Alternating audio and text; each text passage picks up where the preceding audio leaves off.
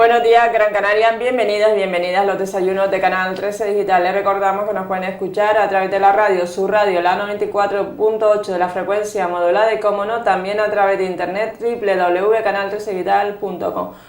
Hoy nos encontramos con don José Gilberto Moreno, director general de Dependencia, Infancia y Familia del Gobierno de Canarias. Muy buenos días, don José Gilberto. Buenos días. Bienvenido a esta casa, a su casa. Muchas gracias, bien hallado. ¿Qué funciones tiene don José Gilberto en la dirección general que usted dirige?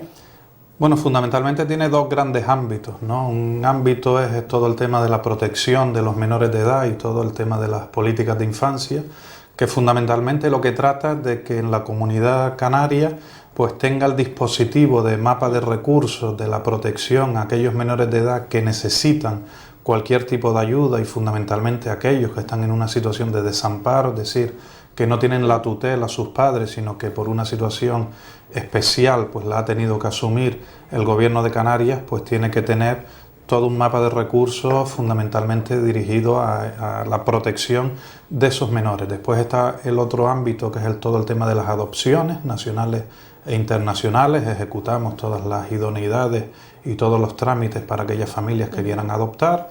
Está la ejecución de medidas judiciales, que el ámbito jurídico, judicial y fiscalía ejecuta, pues quien lo realiza todo el mapa de qué tipo de medida judicial pues tiene que hacer un menor que delinque, ¿no? Que cometa un delito, pues quien tiene también todo ese operativo es esta Dirección General, todo el trámite de las familias numerosas y todo el trámite lo que tiene que ver con las acciones de la infancia fundamentalmente en materia preventiva, ¿no? La vigilancia de las ventas de bebidas alcohólicas, de sustancias toxicómanas, de material pornográfico, de cualquier cosa que pueda afectar al desarrollo normal de un menor de edad, ¿no? Entonces, digamos que es una de las direcciones generales probablemente del gobierno pues más densas y más complejas que hay. Son 600 empleados directos trabajando directamente con la infancia en Canarias, ¿no? Y después está el otro gran bloque, que es el bloque de la dependencia. Hace unos meses se incorporó a esta dirección general cuando hubo una remodelación del gobierno y se extinguió la viceconsejería que tenía las competencias de dependencia. Y bueno, se han incorporado aquí para regular también pues todo el sistema de la ley de dependencia y el mapa de recursos que tan problemático ha sido en los últimos años, que tiene que ver mucho con la ley que desde el Estado pues se van modificando, pero que estamos empeñados en darle una solución pronta a que cada persona mayor que necesita una ayuda, que cada familia que tiene una persona dependiente en su hogar pues tenga un recurso pues para que haya un respiro y para que haya una atención directa a esa persona. También le quería comentar qué es el acogimiento familiar y qué beneficios e inconvenientes tiene, don José Gilberto. El acogimiento familiar hoy en día es el recurso principal para un menor tutelado en Canarias. Cuando digo un menor tutelado es que por una situación fundamentalmente de malos hábitos, de maltrato, de negligencia, pues hemos tenido que separar al niño de su familia de origen, ¿no? De su familia biológica. Lo hemos tenido que decirle a su familia, vamos a trabajar de manera separada con su hijo y con usted para volver a reintegrarlo en el mínimo espacio de tiempo posible. Pues bueno, con ese niño se pueden hacer dos cosas: o ponerlo en un centro de menores, que allí lo cuidan perfectamente, pues una serie de educadores, psicólogos y trabajadores sociales, o ponerlos en un hogar de una familia solidaria, de una familia acogente que está dispuesta a, durante el tiempo que estamos trabajando con su familia de origen, a cuidar de ese niño. Incluso semanalmente se ve con su familia de origen para que estén compenetrados y el desarrollo normal del niño pues tenga el seguimiento por ambas familias. La incorporación del programa de acogimiento familiar lo que hace es que haya un número de familias, un banco de familias dispuestas a acoger a estos niños durante un tiempo determinado, sabiendo que habrá un momento en que vuelvan con su familia de origen, que es el principal objetivo. Ahora bien, nos estamos encontrando con la gran característica de esta comunidad, que es la gran solidaridad, la felicidad, la generosidad de las familias canarias, porque se están incorporando a decenas semanalmente al programa por Familias Canarias. ¿Y han de tener los requisitos que han de tener esas familias? ¿Tienen que ser a lo mejor marido o mujer, o realmente puede ser una señora que quiera acoger a un niño, tenga, o sea, familia diferente? Efectivamente, hay que hacerles un certificado de idoneidad y un periodo de formación para explicarle bien qué significa esto. La puerta de entrada siempre es llamar al 012, los que estén interesados, pero se hace un informe social, es decir, que todo el entorno pues tenga las características adecuadas para acoger a este niño, y un informe psicológico también, fundamentalmente porque se produce un vínculo afectivo que en un momento pues no estamos hablando ni mucho menos de la adopción no es viable por el método del acogimiento, ¿no? Eso es otra opción, porque lo principal es que ese menor que va a estar acogido durante un tiempo va a volver con su familia de origen, va a volver con su familia biológica, ¿no? Que en el peor de los casos, en todo caso, iría a una familia adoptante que es diferente a una familia acogente si se produce un fracaso en la reintegración. Y la edad de ese menor es importante, o sea, hay dificultad, ¿no? Claro, por eso hay dos modalidades, que es el acogimiento normal en una familia ajena y el acogimiento profesionalizado. Probablemente la edad de la adolescencia, que es la más compleja, que los chicos pues tienen un recorrido más dificultoso, vamos a llamarlo de esta manera, conlleva el tener unas habilidades especiales, ¿no? Y entonces ahí está el acogimiento también profesionalizado.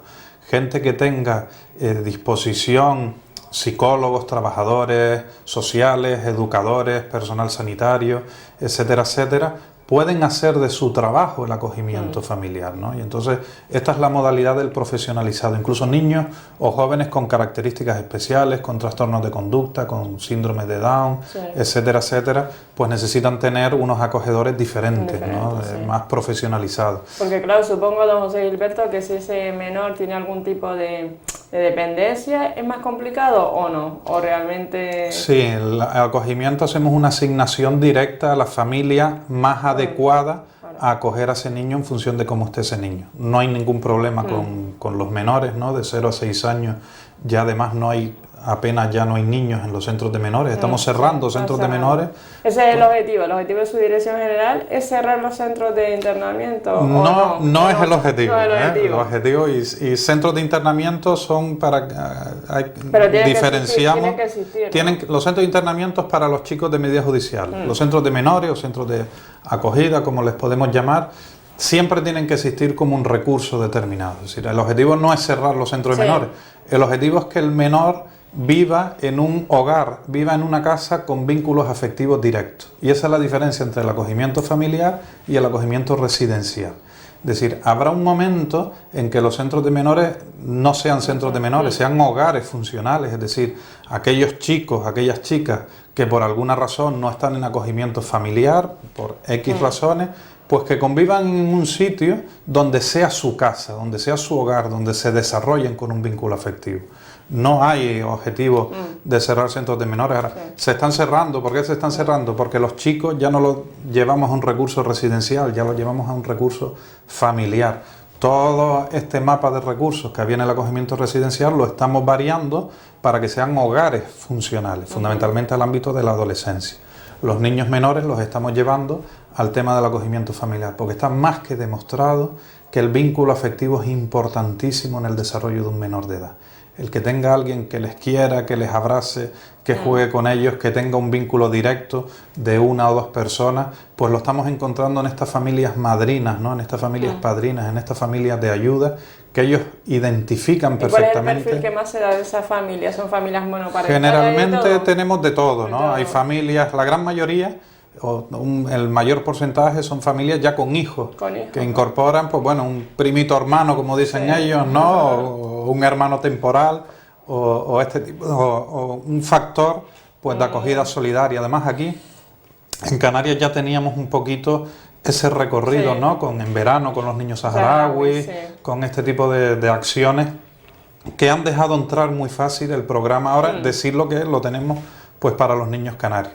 Pero después hay familias monoparentales, hay todo tipo de familias que, como no hay que tener ningún condicionante especial, pues lógicamente ya la diversidad de las familias está más que superado hoy en día. ¿Y qué inconvenientes ven el acogimiento familiar? Beneficios muchísimos. ¿Inconvenientes? Hombre, el principal inconveniente siempre lo decimos y por eso hacemos el proceso de formación. O sea, no da derecho a una adopción. Primero hay que tener muy claro que no es una adopción. Es decir, un niño que fracase la reintegración con su familia de origen después de 2 años, por ejemplo, que es el tope máximo que tenemos para trabajarlo, decir, mira, este niño por esta situación es imposible que vuelva a su familia de origen. Entonces proponemos al ámbito judicial que ese niño pase a adopción, pero entonces pasa a las listas de todas las familias que llevan esperando por adoptar un niño. No, esa familia no va a tener preferencia sobre otras familias que quieran No, adoptar. no están en el mismo listado, ¿vale? No están en el mismo listado porque si no perderíamos el objetivo, ¿no? Es decir, el objetivo del acogimiento es saber que es reintegrarlo con su familia. En el hipotético caso que esa reintegración sea un fracaso, el niño pasa a las listas de las familias adoptantes, que la adopción ya es plena y se convierte en su hijo y en su hija pues para toda la vida, ¿no? Pero estamos hablando de procesos diferentes. Claro, ese es el principal obstáculo, no el tema de la adopción. El principal obstáculo es el vínculo afectivo que se produce. Pero nos estamos encontrando con una cosa. Las familias acogentes primordialmente ponen en situación el gran trabajo y la gran labor que han hecho para que ese niño construya su familia de origen, de nuevo, de cero. Y el dolor que se produce, por llamarlo de alguna manera, es un dolor positivo, ¿no? Un dolor que ayuda. Ya mi hijo no va, mi niño, que yo lo he tenido acogido durante 6, 8 meses, un año, vuelve con su familia y me siento satisfecho de que ya va a tener pues toda su vida encaminada, ¿no? Entonces, ese proceso sí hay que prepararlo, el vínculo afectivo se produce. ¿Y este tema del acogimiento familiar es todo el año o hay campañas para realmente un poco...? Es campaña permanente. Esto es todo el año abierto, cualquiera que esté interesado pues llamar al 012, va a una primera reunión informativa y si quiere seguir adelante pues va al proceso de formación, a la idoneidad y después ya se produce la asignación.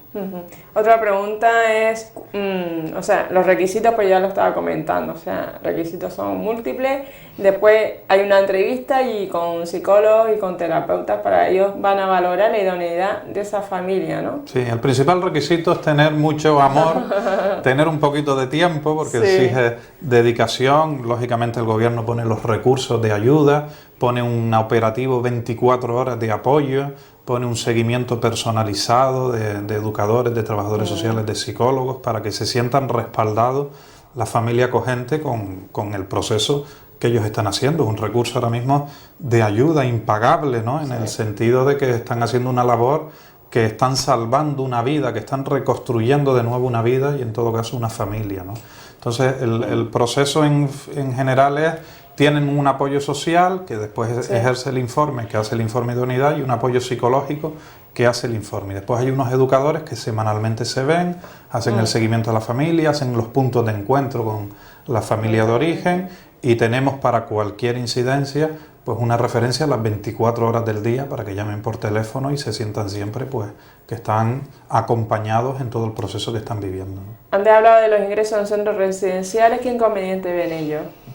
Bueno, los centros de residenciales de menores tenemos nuestra comunidad con más de 200 centros de acogida. Hay que decir que tienen una calidad excepcional. Esas competencias además las asumen los cabildos insulares, que son los que tienen las competencias de la guarda en el acogimiento residencial. Y fundamentalmente el inconveniente principal que hay es que los niños conviven con otros niños, conviven con unos excelentes profesionales, educadores, trabajadores sociales, psicólogos, pero la falta del vínculo afectivo solo lo proporciona una familia directa, ¿no? Y esta es la ventaja de que tiene el acogimiento familiar. Entonces, no es que exista inconveniente en un centro de menores, no es que exista inconveniente en la convivencia con otros chicos, porque son chicos en protección, no son chicos conflictivos, ni son chicos que tengamos que reeducarlos porque han cometido alguna medida delictiva, como es el caso de los menores con sentencias judiciales o con medidas en ejecución de medidas judiciales, ¿no? Entonces, la convivencia es diferente. Hay que decir que es su casa, y que su casa es magnífica, ¿no? Pero el único detalle, probablemente, porque claro, ahí hay una serie de trabajadores por turno, por diferencias, entonces la empatía es diferente con unos trabajadores y con otros. Pero el vínculo directo que pudieran tener, como tienen, con una familia de ayuda, no se produce. Entonces, ¿qué hay que decir? El acogimiento residencial es una muy buena alternativa, un muy buen recurso para los menores tutelados. Pero digamos que ahora mismo nosotros ponemos en primer lugar el acogimiento familiar por encima del acogimiento residencial. De hecho, ya hay más niños en acogimiento familiar tutelados por el gobierno, que tenemos cerca de 3.000 menores en toda Canarias, que en el propio acogimiento residencial, ¿no? Y además estamos desviando pues todo ese acogimiento familiar que está propiciando mucha reintegración y mucha vuelta a la familia, ¿no? Y el tema del presupuesto, no sé, Gilberto, porque es importante la labor que hace usted en esta dirección general, ¿Cómo va el tema de la Caja del Millo? Cuando preguntan a esta dirección general, yo siempre digo, soy la excepción, ¿no? Esta dirección general es la excepción.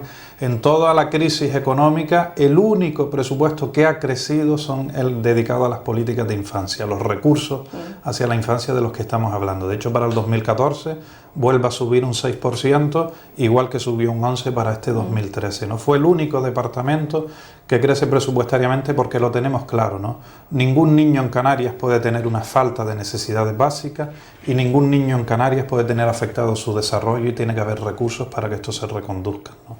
Y entonces en esto el gobierno ha sido unánime y han tenido que disminuir pues partidas de otros sitios para decir que esta parte es intocable, ¿no? Y por eso podemos decir que la afectación a los niños en todos estos años que ha pasado pues no se ha producido, ni siquiera, que probablemente es una de las muchas preguntas que me hacen, pero bueno, toda esta situación económica habrá declarado más desamparos y tal, pues los desamparos han disminuido.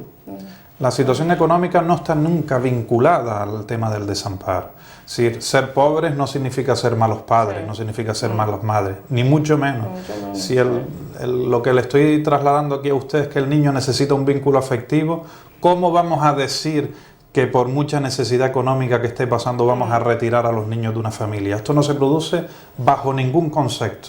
Ni lo contempla la ley, ni lo se contempla éticamente, ni nadie debe decir por ahí, como algunas veces se dice, no voy a los servicios sociales porque estoy pasando necesidades por miedo a que me quiten mis niños. Eso es absolutamente falso, eso no puede ocurrir. Me van a desahuciar de mi vivienda porque no pago la hipoteca y me van a quitar a mis niños. Absolutamente falso, esto es mentira absoluta. La obligación de toda la administración es que ese niño tenga cubiertas todas sus necesidades básicas, alimentación, vestido, vivienda, educación, sanidad, etcétera, etcétera. Y que no pierda nunca el vínculo afectivo con su familia. Y esto es primordial. Por eso quien esté necesitando ayuda, que la pida, que no tenga absolutamente ningún tipo de miedo y que anule cualquier mensaje a que se pueda crear una situación de retirada de niños. Esto es absolutamente falso y no se produce bajo ningún concepto. Coméntenos brevemente el programa de acogimiento en familia ajena profesionalizada. Sí. Un poquito, José. El acogimiento familiar tiene tres patas, ¿no? Uno es el acogimiento familiar extenso, que es que un niño que esté pasando pues, un problema con sus padres, pues sus tíos, sus abuelos, sus primos se hacen cargo de él, ¿vale? Este es el gran mapa del acogimiento familiar. El segundo es el ajeno, que son estas familias solidarias que no conocen a nada del niño, que se apuntan en el programa y tienen la asignación de un niño que desconocen y durante este tiempo pues son ellos quienes se encargan de este niño hasta que se produzca la reintegración familiar. Y el profesionalizado son aquellos que ejercen su profesión como acogente. Vale. Es decir, yo tengo un niño con unas características especiales, como antes hablábamos, con una condición especial, con una conducta especial, que necesita ser acogido para no tenerlo en un centro por profesionales, por incluso gente que tenga la propia experiencia de haber sido acogedores durante mucho tiempo. No es que tengan que tener una profesión tipificada, ¿no? Sino que quieren hacer de su profesión el acogimiento familiar, que puede ser cualquier persona, que tenga claras las habilidades y que tenga claro la tipología de los menores que va a recibir, pero que esté dispuesto a que su profesión sea cuidar a 3-4 niños o cuidar a 3-4 jóvenes, ¿no? Y entonces, bueno, tienen una remuneración porque el gobierno sí garantiza la cobertura de las necesidades básicas y en el caso del profesionalizado, como es muy tipificada, que hay que tener una dedicación exclusiva. ¿Y puedes renunciar a esa aportación económica al gobierno canario? No, por ley no, porque el gobierno tiene que garantizar la cobertura de las necesidades básicas del menor de edad. Independientemente de lo Otra cosa es que después hagan el profesionalizado no, porque es su profesión, es decir, le obligamos, tu profesión es cuidar a estos niños, ¿vale? Entonces ese es el carácter del profesionalizado, porque damos una tipología específica para este tipo de niños que no tiene cobertura en el resto de los acogimientos familiares. Para aquellas personas que se acaban de incorporar a los desayunos de Canal 13, nos encontramos hoy con don José Gilberto Moreno, director general de Dependencia, Infancia y Familia del Gobierno de Canarias. Y el tema de dependencia está el tema fastidiado, ¿no? Bueno, el tema de dependencia es un problema amplio que tiene un problema que es un problemón, ¿no? Es decir, se crea la ley de dependencia, se crean derechos a todas aquellas personas que necesitan ayuda para sus actividades básicas diarias, ¿no? Para comer, para vestirse, para levantarse, para asearse, etcétera, etcétera. Y dice, bueno, si hay personas con esta tipología, tienen derecho a un recurso, a una prestación económica o a una prestación asistencial. En Canarias la gran mayoría de las prestaciones asistenciales estaban en otras administraciones que no era el gobierno, es decir, las residencias, los centros de día están en el ámbito de los cabildos, el servicio de ayuda a domicilio, la teleasistencia están en el ámbito de los ayuntamientos. Las prestaciones económicas las activa la ley de dependencia. Con el paso de los años, que el acuerdo que marca el Estado cuando aprueba la ley es que el 50% lo pagara el Estado y el 50% se hacía cargo la comunidad. Claro, esto se ha ido eliminando. De hecho, el presupuesto para el 2014, la ley de dependencia baja 1.000 millones de euros. Es prácticamente desaparecer las prestaciones económicas de la ley de dependencia. Es decir, que no tengan derecho a una prestación económica todas estas personas que lo habían solicitado pues para cuidar a su familiar que tienen en casa. ¿Esto qué ha significado? Bueno, esto es un problema eterno que a través de los años, pues el año pasado sacan una ley que tienen que haber cuidado 3 años antes a este familiar, que no tienen derecho a la prestación de la cobertura de la seguridad social. Y poquito a poco se han ido dilapidando la ley de dependencia. ¿Qué ha hecho el gobierno? Porque tampoco queremos ser catastrofistas, ¿no? Digo, bueno, pues vamos a intentar darle una solución asistencial que cubra 3 cosas, ¿no? Una, que haya una atención directa a la persona enferma que está en casa. Otra, que haya una atención y un respiro familiar para quien lo cuida. Y otro, que haya activación y generación de empleo.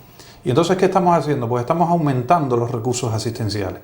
Las plazas de residencia, las plazas de centro de día, activar los servicios de ayuda a domicilio de mayor duración y mayor número de días, la teleasistencia, etcétera, etcétera. La cobertura a los menores de 21 años de edad que tienen menos recursos asistenciales, el propiciar ayudas económicas a quien esté ocupando recursos privados, como sean residencias o centros de días, para que la persona pues se quede ahí. Y ahí estamos ampliando la cobertura en este último año de manera importante, con una cooperación excelente, independientemente del color político que haya, de los cabildos insulares y de los ayuntamientos. Y estamos yendo todos a una. Por eso el mensaje que hay que dar es esperanzador. Muchísima gente está esperando por el tema de la ley de dependencia. Es cierto que no es viable las prestaciones económicas, salvo casos muy excepcionales, pero sí es viable poder darles una respuesta. Y en ese camino estamos, ¿vale? Porque el recorrido ha sido tortuoso, ha sido malo. Siempre decía que estábamos a la cola, porque claro, los recursos estaban en el cabildo y estadísticamente no se contemplaban, ¿no? Y entonces, esto no es así, hay que hacer un mapa general de decir, oye, necesito una ayuda, y digo, vamos a activar qué tipo de ayuda podemos dar, no cuál debemos dar, porque ya es imposible dar una prestación económica, pero cuál podemos dar por lo menos para que haya un tipo de asistencia a la persona enferma que está en casa. Otro tema es cuál es el protocolo a seguir ante la situación de riesgo de un menor en un municipio concreto de Canarias. Bueno, hay que diferenciar siempre, y es muy buena pregunta la que me hace, una situación de vulnerabilidad, que es aquella que afecta al contexto económico, es decir, cualquier persona que dice no tengo dinero para comer, no tengo dinero para vestirme, no tengo dinero para el colegio, no tengo dinero para comprar las vacunas, etcétera, etcétera. Esto están las ayudas de emergencia social que corresponden a los ayuntamientos y que de manera rápida y activa, pues lógicamente no debe haber ningún riesgo. Nosotros detectamos algunas cuando los directores de los colegios nos decían hay muchos niños que están pagando cuota 0 o cuota de 10 céntimos al día para el comedor escolar. Nos preocupa el verano, porque si no tienen para pagar el comedor escolar, pues bueno, ¿qué hizo el gobierno?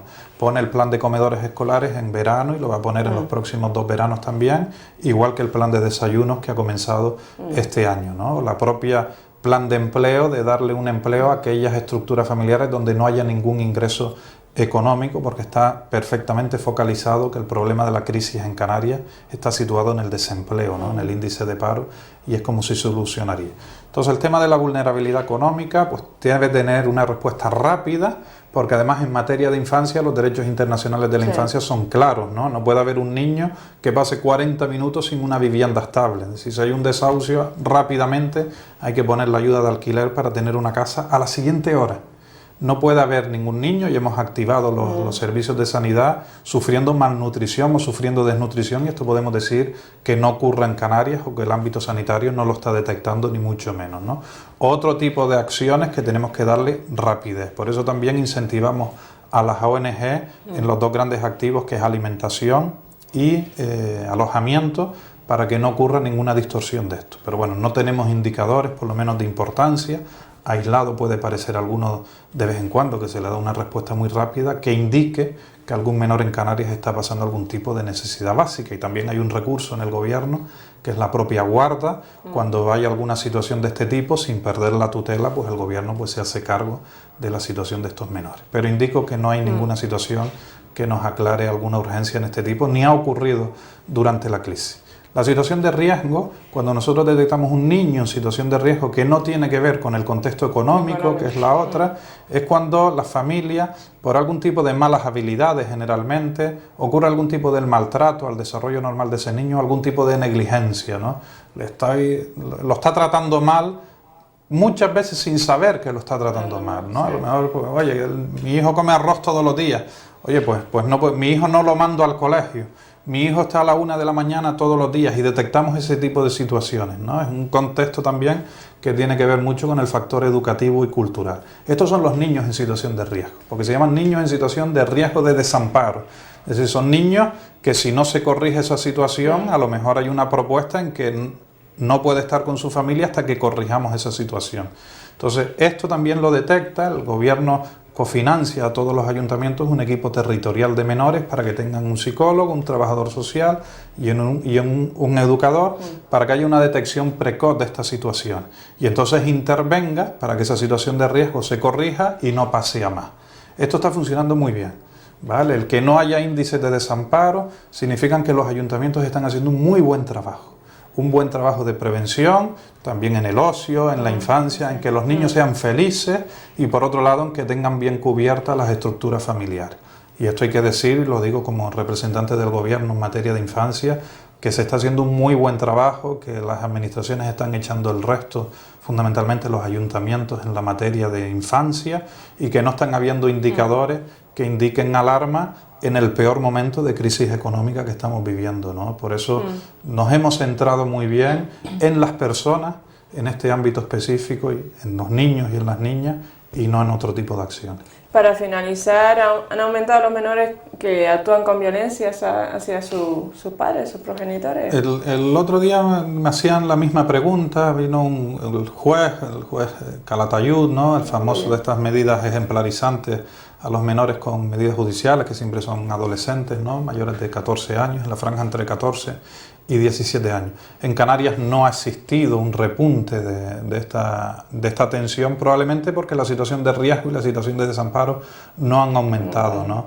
La situación económica no ha propiciado, a lo mejor propicia alguna desestructura familiar, pero ha sido muy simbólico, muy anecdótico el repunte que ha habido. Hay que decir que Canarias sí es un ejemplo desde hace muchos años en el tema de la ejecución de medidas judiciales. Aquí se apostó por el medio abierto, es decir, por la reeducación, por hacer prestaciones en beneficio de la comunidad. Si un joven rompe un coche, quema un contenedor o le roba al vecino, lo que le decimos, pues ahora vas a limpiar la calle durante un mes, pues ahora vas a pintar estas fachadas, pues ahora vas a ir a arreglar los jardines, pues ahora vas a ir a hacer esto, pues vas a vivir en un grupo de convivencia con otros menores para que sepas cómo es la experiencia de todo, y no los metemos en un centro de internamiento, que hoy en día en Canarias solo hay 3 chicos en régimen cerrado, y en otras comunidades pues puede haber más de 1000 en una situación de la misma población. Entonces nosotros, en una cooperación excelente con el ámbito judicial, Fiscalía de Menores y los jueces de menores, más la propia administración, en este caso el gobierno, hemos tenido un pacto de crear un sistema de dar nuevas oportunidades, de reeducar a los niños, no de un ámbito reformatorio como se hacía antiguamente y cometes algo y te encierro unos meses y después vuelves a salir y te formo, ¿no? Aquí apostamos por una reeducación y por nuevas oportunidades y está dando resultados. Pues nada, pues muchísimas gracias, don José Gilberto, por estar aquí esta mañana. Gracias y suerte. A ustedes, muchas gracias. Espero que la entrevista con don José Gilberto Moreno, director general de Dependencia, Infancia y Familia del Gobierno de Canarias, haya sido de su agrado, y recordar que esta entrevista será colgada en el día de hoy en el Facebook de Canal 13 Digital. Muy buenos días.